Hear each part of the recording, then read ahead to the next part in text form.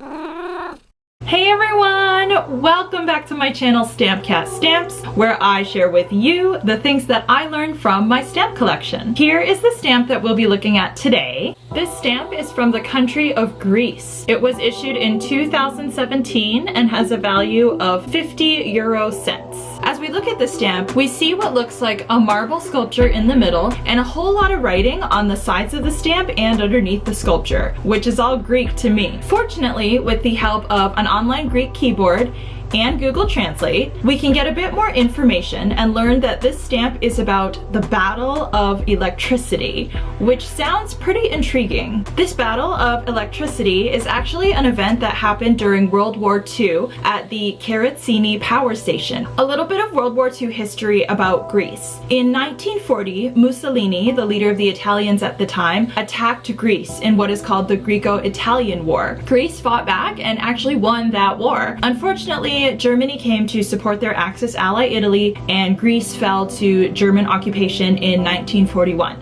The years of the German occupation were very, very difficult for Greece. Pretty much everything that they had was taken away and sent to the Germans. So they didn't have any fuel, they didn't have any food, they didn't really have any resources. Germany's view of the countries that they occupied was basically, as long as the German people and German soldiers are fed, it doesn't really matter what happens to everyone else. And because they were under Axis occupation, the Allies actually had a blockade on Greece and they weren't sending them anything either. It is estimated that somewhere between 300 and 600,000 people died from starvation. So 3 long and hard years later, in 1944, the German occupiers were instructed to withdraw from Greece, but they did not plan to leave peacefully. Karatsini is a suburb of Athens, and here in this location there was an electricity generating power plant, and the Germans planned to basically blow up this power plant on their way out.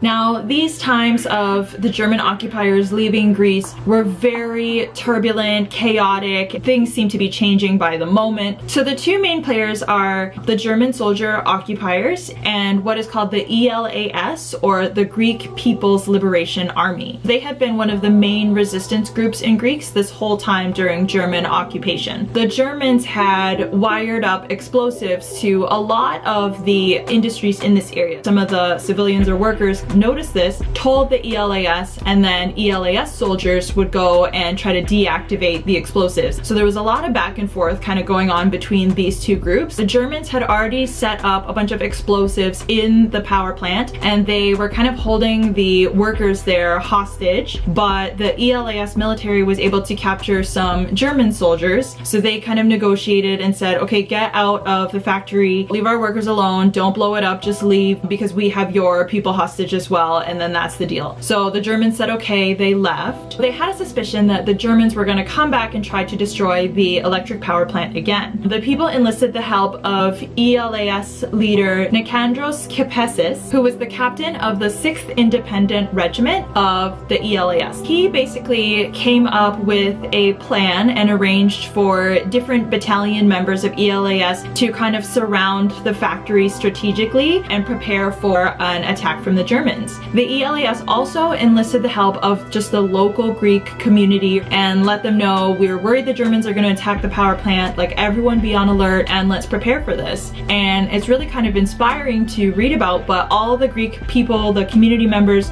were doing whatever they could. So they were like cutting down telephone poles, trying to create like obstructions and blockades on the roads so that if the German occupiers came back, they would have a hard time getting to the factory. Sure enough, on October 13th of 1944, everybody woke up to or was alerted to an explosion. The German occupiers had gone ahead and blown up a different factory kind of in the nearby area, and their next stop was the power plant. So they headed over, and reports say that even children as young as 12 years old were throwing rocks at the Germans or just doing whatever they could to try to make them go away. The workers of the power plant stood side by side with the ELAS militia members and defended their factories. So the people who just worked there day to day, you know, arm in arm with these soldiers with weapons facing the Germans. The ELAS troops as well, they had kind of hidden in hills or ditches surrounding the power plant. So they had a good position where they surrounded the German and kind of attacked them from all sides. The battle raged for around 3 hours. This involved machine guns, grenades, but fortunately the Greeks won. So because of their strategic positioning, they were able to defeat the Germans and they were able to save the power plant. This power plant serviced the whole area, including Athens. So it would have been devastating if the city of Athens wasn't able to have power for the next few months. And you would think, or I would like to think, that was the end of that. And after the Germans withdrew, Greece was able to, you know, get back on their feet, go back to the way things were. But unfortunately, that is not the case. There were a lot of difficult years ahead for Greece still. So one thing that I found out was this ELAS army, the People's Liberation Army, they weren't actually the official army of Greece. During the occupation, there were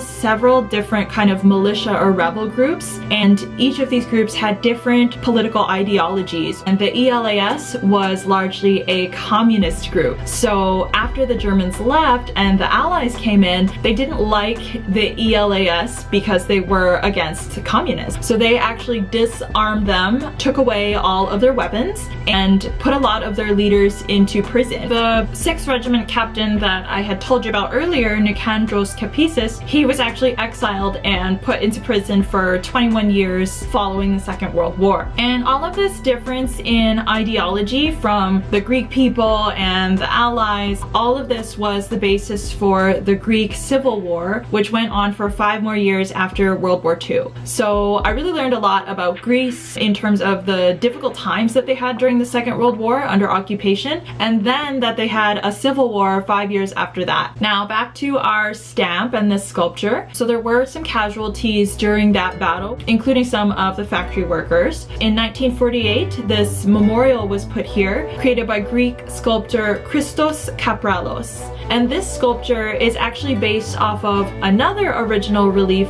sculpture, which is on display at the National Archaeological Museum in Athens, entitled The Relief of the Hoplitodromos. It was discovered in Athens and thought to be from around 500 BC. And the Hoplitodromos was a race in part of the Olympics. It was a foot race where hoplites, which is another word for foot soldiers, would compete wearing only their helmet and their shield, and they would race to a finish line. And this was mostly a test of strength, as the equipment that they had to carry was quite heavy. But interestingly, this race or competition also kind of doubled as a military exercise, if they had to like rush at enemy lines with all of their gear on and all of their equipment on. There was also another stamp in addition to this one commemorating the same event. This one shows an engraving by Thomas Molos in 1979. So we can see here this little industrial place has been turned into kind of a war zone with soldiers hiding everywhere, and there's like explosions going off. So you can just imagine how crazy of a time it would have been. And there's also some beautiful souvenir sheets for both of the stamps as well, where you can see in the background images of the power plant as well as the date that the event occurred.